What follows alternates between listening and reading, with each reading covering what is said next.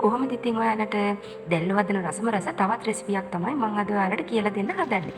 ඉතින් මේ වගේ රෙසිපි දෙකක් මගේ channel එකේ දාලා තියෙනවා. ගිහිල්ලා අනිවාර්යෙන්ම ඒකත් බලන්න.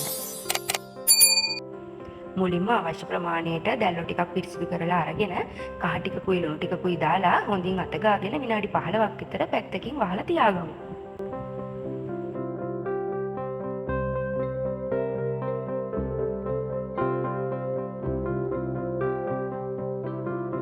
ඉතින් එතකන් අපි දැල්ලු කරියට අවශ්‍ය අඩුම කුඩුම ටික හදාගමු. මම අරගත්තා ලොකු ලුණු ගෙඩියක්, ලොකු තක්කාලි ගෙඩියක්, දිගට පලාගත්ත අවමිරිස් කරල් 4ක්, පොඩියට තලාගත්ත සුදු ලුණු බික් 5ක් එකතු කරගත්තා. ඒ වගේම තමයි කරපිංචා, කුරුඳු කෑලි 2ක්, උණුහල් ටිකකුත් මම අරගත්තා. ඉතින් දැන් වළඳක් ලිපේ තියාගෙන ඒකට තෙල් ටිකක් දාගන්න ඕනේ හොඳට රත් වෙන්න. ඉතින් තෙල් ටික හොඳට රත් වීගෙන එනකොට අපි අර පොඩියට තලාගත්ත සුදු ලුණු ටික මේ තෙල් එකට එකතු කරගන්න ඕනේ.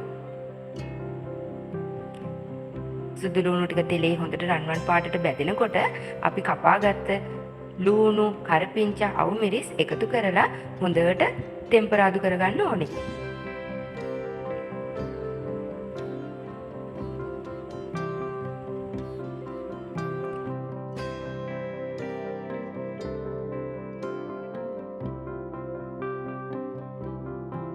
ඉතින් මේ වගේ ටෙම්පරාදු වෙලා එනකොට කුඩු මිරිස් මේස හැඳි 2යි, 3-5 කුඩු මේස හැන්දයි, ගම්මිරිස් කුඩු තේ හැන්දකුයි අපි එකතු කරගන්න ඕනේ. මෙතනදී ලුණු එකතු කරගන්න හදිස්සි වෙන්න එපා. මොකද අපේ දැල්ලෝ එකට අපි ලුණු දාලා අත ගාගෙන තියෙන නිසා.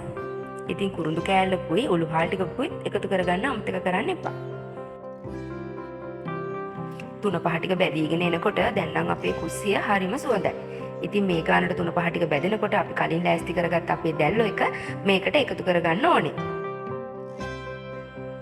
මේ 3-5 එකත් එක්ක හොඳට දැල්ලෝ එක මික්ස් වෙනකම් හොඳට කවලම් කරගන්න. ඉතින් ඔයාලට මේ වෙලාවේදී ඔයාලා කැමති නම් පොල් කිරි එකතු කරගන්න පුළුවන්. වතුර එකතු කරගන්නව නම් වතුර ගොඩක් එකතු කරගන්න එපා. දැල්ලෝ තැම්බෙනකොට දැල්ලෝ වල වතුර උනනවා. ඉතින් මේ වගේ දැල්ලෝ හදන රෙසිපි දෙකක් මගේ channel එකේ මම දාලා තියෙනවා. ඉතින් ඒ වගේ link description එකේ මම දාන්නම්. ඔයාලා ගිහිල්ලා ඒවත් අනිවාර්යයෙන්ම බලන්න.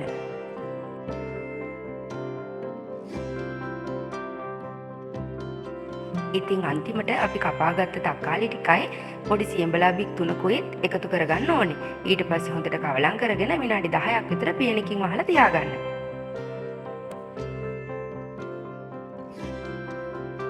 ආයෙත් ඔයාලා ගෙදරදී දැල්ලෝ හදනකොට වෙනද විදිහට නැතුව මේ විදිහටත් හදලා බලන්නකෝ. හරිම රසයි.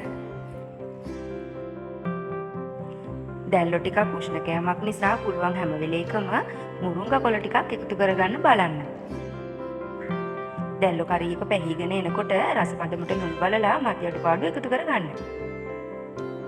ඉතින් ඔයාලට පේනවනේ අපි වතුර පොඩ්ඩක් දැම්මට දැන් වතුර උන්නලා තියෙන්නේ. ඉතින් ගින්දර ටිකක් වැඩි කරගෙන වතුර ටික හිඳෙනකම් ලිපේ තියාගන්න. ඉතින් මේ වගේ රස රෙසිපි බලන්න මගේ channel එක අනිවාර්යයෙන්ම subscribe කරලා තියාගන්න. ඉතින් මගේ වීඩියෝ එකට like එකක් දාලා අද වීඩියෝ එක කොහොමද කියලා පහලින් comment එකක් ලියාගෙන යන්න. ඉතින් ආයෙත් මේ වගේ රස රෙසිපි එකක් අරගෙන එනකම් මං ගිහිල්ලා එන්නම්. ඔයාලා හැමෝම පරිස්සමෙන් ඉන්න. බුදු සරණයි.